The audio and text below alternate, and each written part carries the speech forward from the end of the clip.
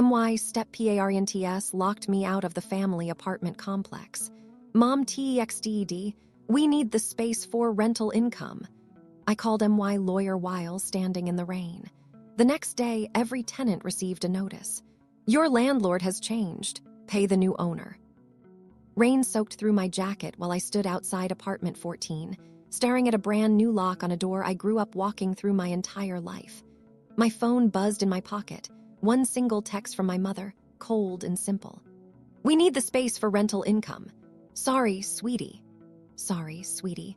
Sent right after she and her husband changed the locks on my own home while I sat at work, throwing my furniture into a storage unit without warning me first. I stood there under that gray Kansas City sky, water dripping off my chin, and I pulled out my phone to call the one person who could actually help me. My lawyer picked up on the second ring. I gave him 3 sentences of information. He gave me 1 sentence back that changed absolutely everything happening in that building. 24 hours later, every single tenant living in that apartment complex opened an envelope taped to their door. Inside sat a single notice explaining that ownership had officially transferred, and every future payment needed to go directly to a completely different name, a name my mother and her husband never expected to see printed on any legal document tied to that property. Stick around for this whole story, because you need to see the look on their faces once they figured out exactly who that new owner turned out to be. Smash that like button, drop a comment, and hit subscribe before we keep going, because this story only gets more intense from here. My name is Grace Delgado, and I am 29 years old. My father, David Delgado, built a small apartment complex on the east side of Kansas City, Missouri, back when I turned 6 years old, pouring every dollar he earned as a construction foreman into 12 modest units he named Larkspur Court. He grew up poor himself, raised by a single mother in Independence, Missouri, and he always told me that building Larkspur meant giving other families like ours a decent, affordable place to live, not just another investment property owned by some faceless company. We lived in Unit 14 ourselves, the corner unit facing the small courtyard my father planted with real grass and 2 maple trees he dug in himself on a Saturday afternoon. I still remember clearly. I spent my childhood running between those maple trees, helping my father collect rent checks from neighbors he considered friends rather than tenants, learning how to read a lease agreement before I fully understood long division. My father passed away when I turned 14, a sudden heart problem that took him from us during a routine morning fixing a leaky faucet in Unit 7.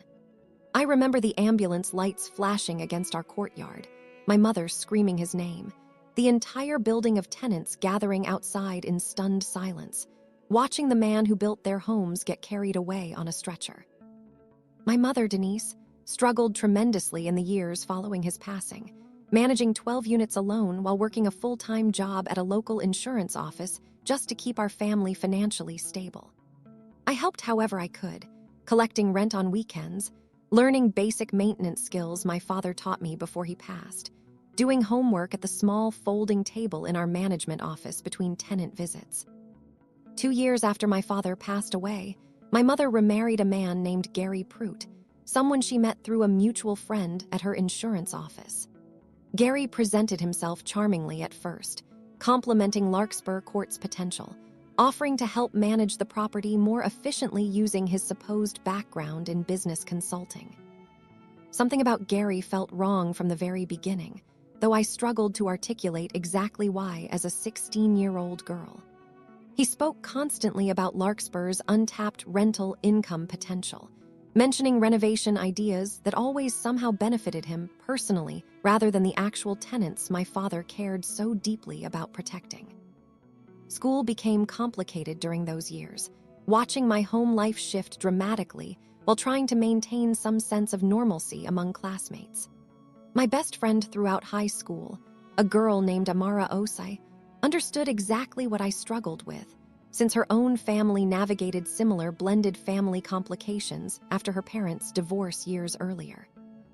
Amara and I spent countless afternoons in the Larkspur courtyard under those same maple trees my father planted, discussing everything from homework assignments to the growing tension inside my own household. She watched Gary's behavior evolve alongside me, noticing small red flags long before I fully processed their significance myself.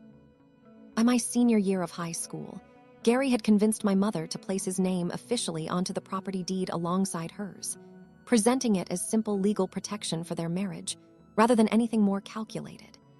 I remember overhearing an argument between my mother and grandmother that year, my grandmother insisting my father intended Larkspur specifically for me eventually, expressing serious concern about Gary's growing control over decisions affecting the property.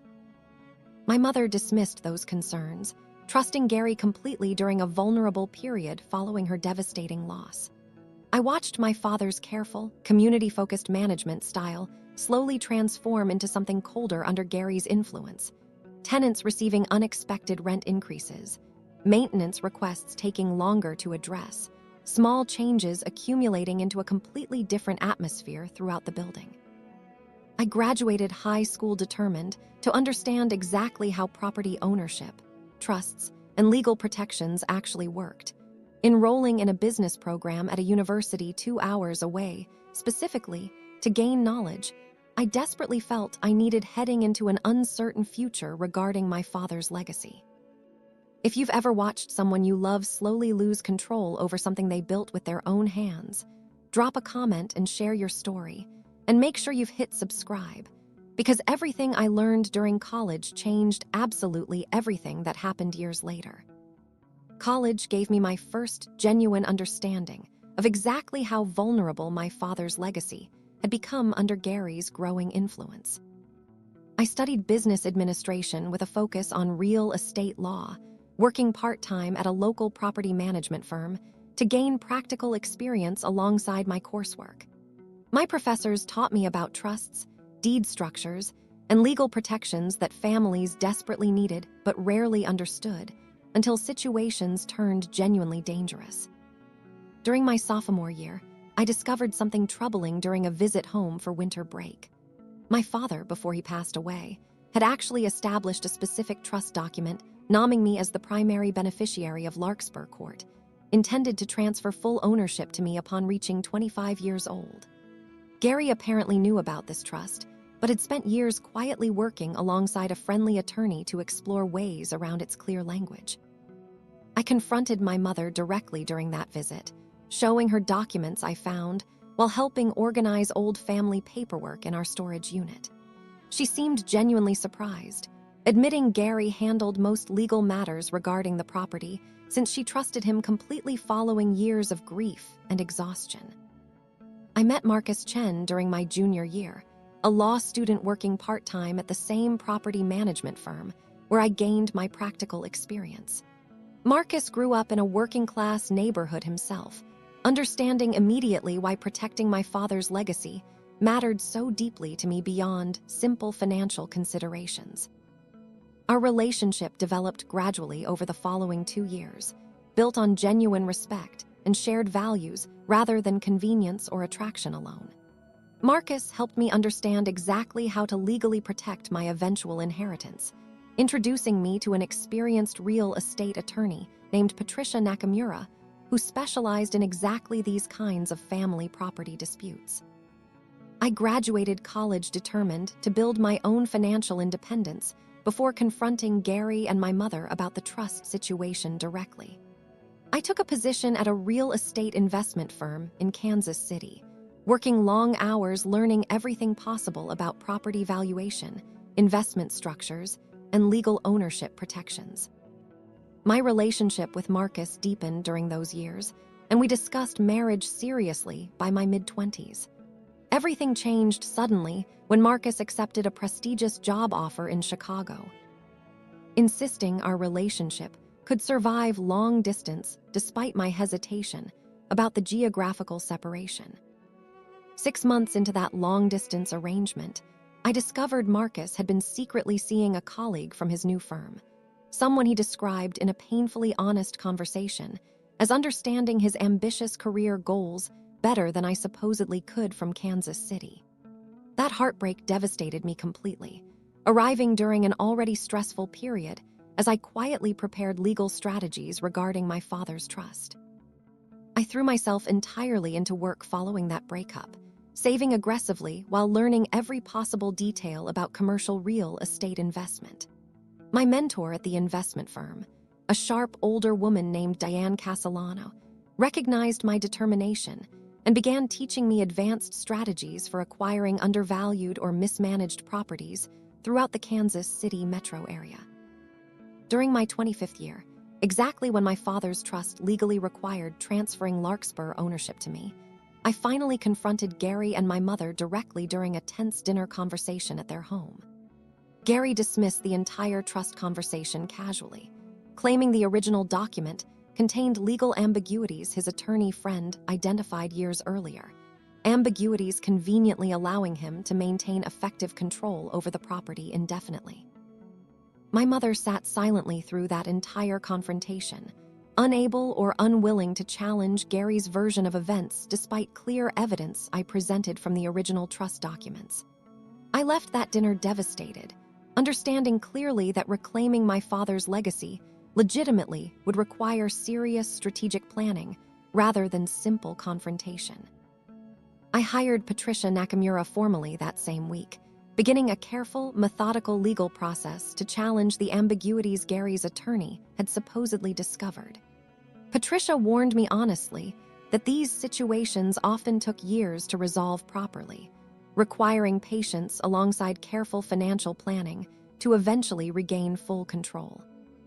I decided, sitting in Patricia's office that afternoon, to build something entirely my own alongside this legal battle, refusing to let Gary's manipulation define my entire future while waiting for justice regarding my father's original wishes. If you've ever had someone twist your own family's legacy against you using confusing legal language, drop a comment right now, because everything I built next changed the entire direction of this story completely. I spent the following 4 years building serious financial independence, while Patricia Nakamura quietly worked through the legal complications surrounding my father's original trust. Diane Castellano, my mentor at the investment firm, eventually offered me a partnership opportunity, recognizing my growing expertise in identifying undervalued commercial properties throughout Missouri and Kansas. Together, we built a small but genuinely successful real estate investment company, focusing specifically on properties similar to Larkspur Court, affordable multifamily housing that larger investment firms typically overlooked. Our company, which we named Castellano Delgado Properties, grew steadily over those 4 years, acquiring and improving 8 separate apartment complexes throughout the region. I applied everything my father originally taught me about treating tenants respectfully, maintaining properties carefully, and building genuine community rather than simply maximizing profit margins regardless of consequences. During this period, I met someone completely different from Marcus, a soft-spoken contractor named Elias Whitfield, who handled major renovation projects across our growing property portfolio. Elias grew up in rural Missouri, understanding hard, honest work in ways that immediately resonated with everything my father originally taught me about genuine value. Our relationship developed slowly and naturally over nearly 2 years, built on mutual respect rather than the ambitious intensity that eventually destroyed things with Marcus. Elias supported my ongoing legal battle regarding Larkspur completely, understanding exactly why reclaiming my father's original vision mattered so profoundly to me. Meanwhile, Patricia Nakamura made significant progress regarding the trust complications, eventually discovering that Gary's attorney friend had actually falsified certain amendments years earlier, creating legal vulnerabilities that could potentially void his entire claim to ongoing management control. Patricia explained carefully that pursuing this discovery formally could take considerable additional time, requiring forensic document analysis and formal court proceedings that Gary would likely fight aggressively. I made a strategic decision during this period, choosing patience over immediate confrontation. Rather than pursuing an expensive, lengthy court battle immediately, I quietly began acquiring shares in the limited liability company Gary had formed years earlier to technically hold Larkspur's ownership structure, purchasing minority stakes from silent investors Gary had brought aboard during a previous refinancing effort without fully considering the long-term implications.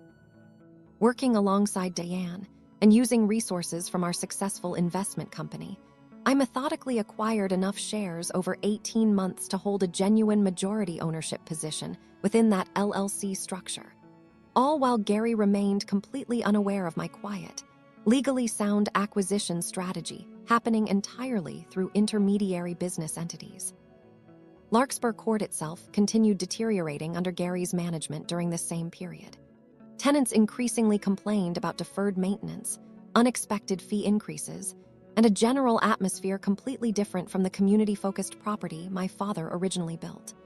I received occasional updates from longtime tenants who remembered me fondly from childhood, quietly expressing concern about changes they witnessed under Gary's continued oversight.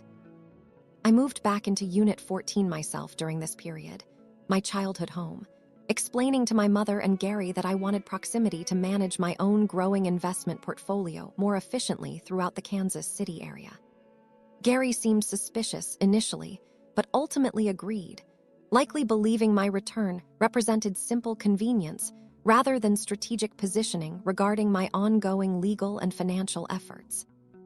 Living back in Unit 14 provided invaluable insight into exactly how poorly Gary managed the property tenants depended upon completely.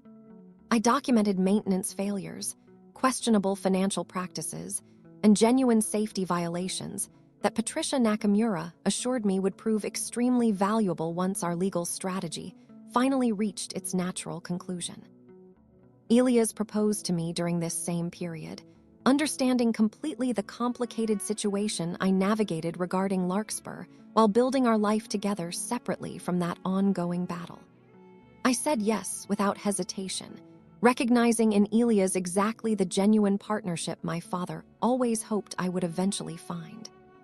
Patricia finally confirmed, during a meeting 8 months before everything came to a dramatic conclusion, that our forensic document analysis definitively proved Gary's attorney friend had fraudulently altered specific trust language years earlier.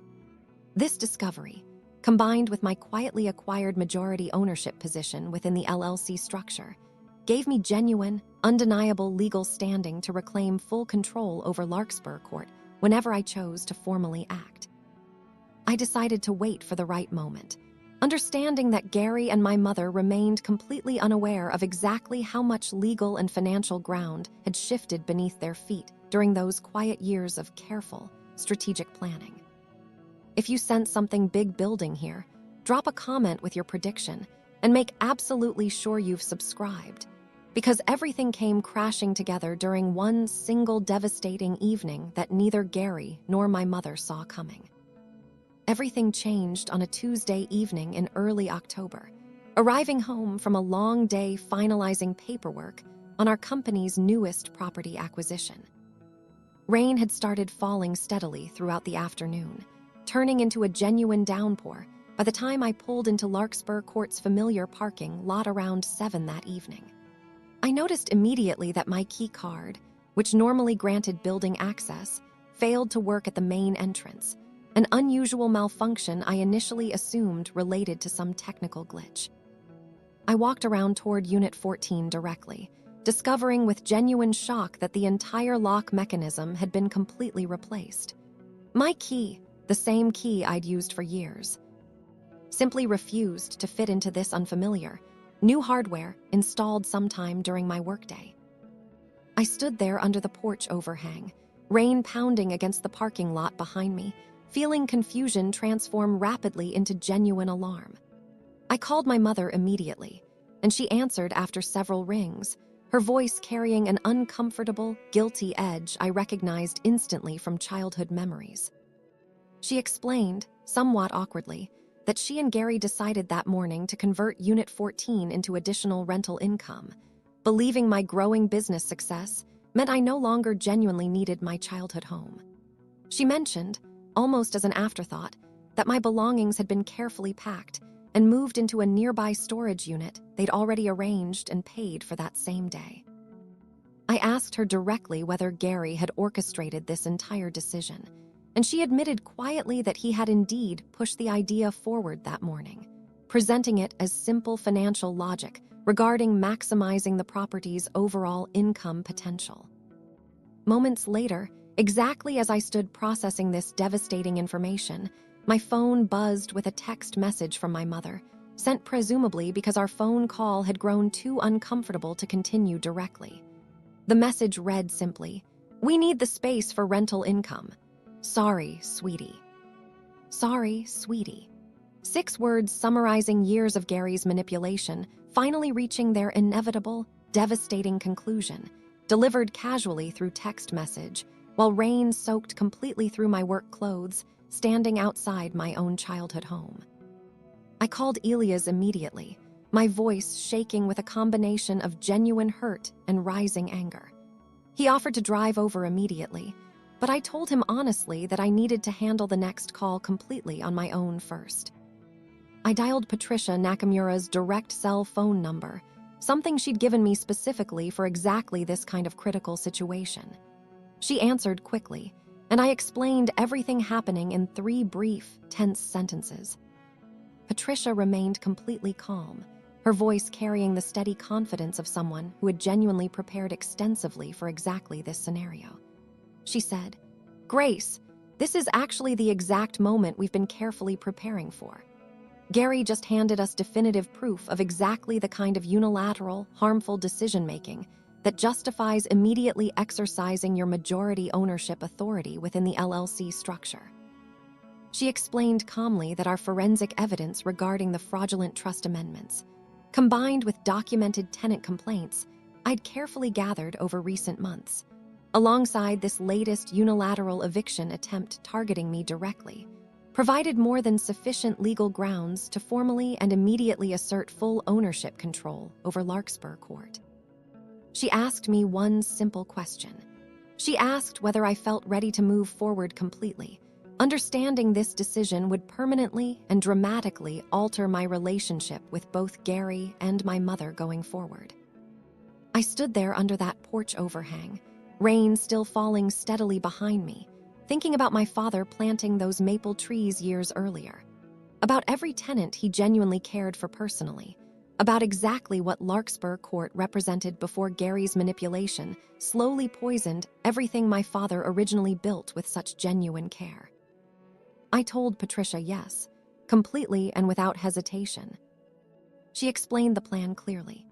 Formal legal documentation, prepared carefully months in advance specifically anticipating this exact scenario, would be filed first thing the following morning confirming my legitimate majority ownership status.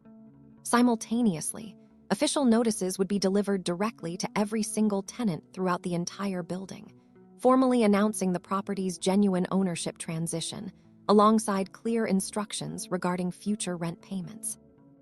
I spent that night at Elia's apartment nearby, unable to sleep more than a few restless hours, replaying my mother's careless text message repeatedly throughout the long, sleepless darkness. Elias held me quietly through most of it, understanding completely that words felt insufficient given everything unfolding around us. Patricia called early the following morning, confirming that all necessary legal documentation had been formally filed and notarized appropriately. She explained that a professional notice delivery service would begin distributing official tenant notifications throughout Larkspur Court starting within the hour. I asked her one final question before we ended that call. I asked exactly how Gary and my mother would discover this dramatic shift in ownership status.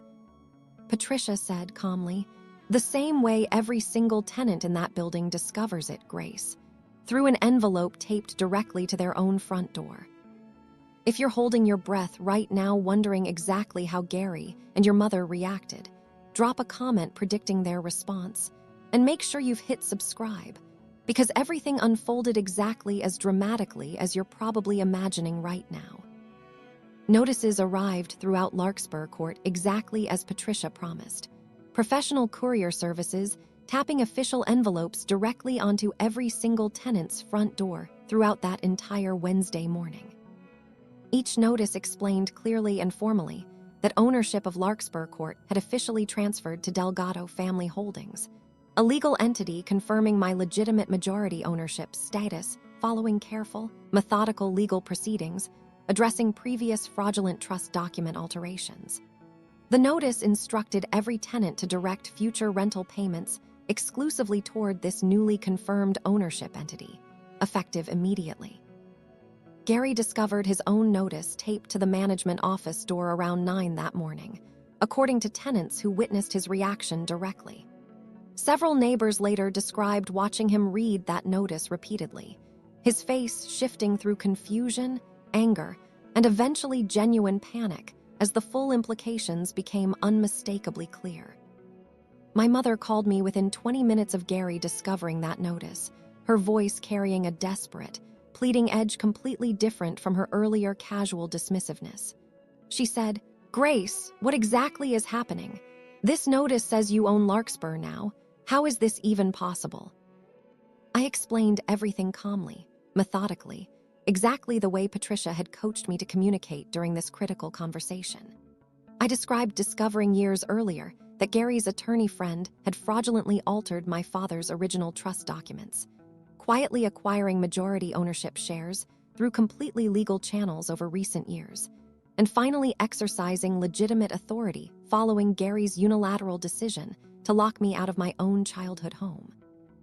My mother remained silent for a long moment, processing everything I explained carefully. She said eventually, "Grace, I had absolutely no idea about any of this. Gary told me everything regarding the trust was completely legitimate years ago." I believed her, honestly, understanding that Gary had manipulated her grief and vulnerability just as carefully as he'd manipulated legal documents regarding my father's original intentions. I told her clearly that I held no anger toward her personally, though our relationship moving forward would require genuine honesty rather than continued blind trust toward Gary's decisions. Gary called me directly an hour later, his earlier confident tone completely replaced by something considerably more desperate. He said, "Grace, we need to discuss this immediately. There's obviously been some serious misunderstanding regarding these legal documents." I told him calmly that Patricia Nakamura would handle all future communication regarding Larkspur's ownership structure, providing her direct contact information and ending that call without further discussion. Gary attempted calling several more times throughout that day, eventually resorting to increasingly agitated voicemail messages, threatening legal action. He clearly lacked any genuine standing to pursue successfully. Patricia confirmed later that week that Gary's attorney friend, facing serious professional consequences regarding the fraudulent document alterations, had already begun cooperating fully with our legal team rather than risk more severe personal liability. This cooperation provided additional confirmation, supporting my legitimate ownership claim beyond any reasonable dispute. I visited Larkspur Court personally the following weekend, walking through that familiar courtyard beneath my father's original maple trees, now grown considerably taller than I remembered from childhood. Several longtime tenants approached me directly, expressing genuine relief regarding the ownership transition, describing specific improvements they hoped might return under my management following years of Gary's neglectful oversight. I moved back into Unit 14 permanently the following month, restoring the locks properly this time under my own legitimate authority. Elias and I married that following spring in the exact courtyard where I spent my entire childhood, surrounded by longtime Larkspur tenants who genuinely felt like extended family rather than simple renters occupying my father's original vision. My mother eventually separated from Gary within several months, finally recognizing clearly the extent of his manipulation once removed from his immediate daily influence. Our relationship slowly, carefully began rebuilding itself, though genuine trust took considerably longer than either of us initially expected following years of Gary's quiet manipulation. I think about my father constantly walking through Larkspur Court's courtyard these days, remembering exactly how he taught me that real value comes from treating people honestly rather than simply maximizing profit regardless of genuine human cost. I understand now, completely, exactly why he structured that original trust so carefully, protecting something meaningful from exactly the kind of manipulation that nearly destroyed everything he genuinely built. Larkspur Court operates today exactly the way my father originally envisioned. Tenants treated respectfully, maintenance addressed promptly, genuine community fostered rather than simply extracted for maximum financial gain. I expanded Castellano Delgado properties significantly since reclaiming full ownership, applying everything I learned throughout this difficult journey toward building something genuinely sustainable rather than simply profitable. Standing in that rain outside my own locked front door taught me something crucial about patience, strategy, and genuine resilience. Sometimes protecting what truly matters requires years of careful, quiet preparation rather than immediate emotional confrontation, understanding exactly when the right moment finally arrives to reclaim what genuinely belongs to you. If there's one thing I hope you take away from everything I've shared today, it's this. Never let anyone convince you that patience means weakness or that quiet preparation means surrender. Sometimes the strongest response involves carefully building genuine legal and financial ground beneath your feet, waiting calmly until the moment arrives when nobody can possibly dispute exactly what rightfully belongs to you. Thank you so much for staying with me through this entire journey today. I would genuinely love hearing your own thoughts down in the comments section below. Have you ever had to fight quietly and patiently to reclaim something that truly belonged to you? What do you think the real lesson here actually is? Please share your own experience, because these comments genuinely mean so much to me. And if this story resonated with you even slightly, please hit that subscribe button, because there are so many more stories exactly like this one coming your way very soon.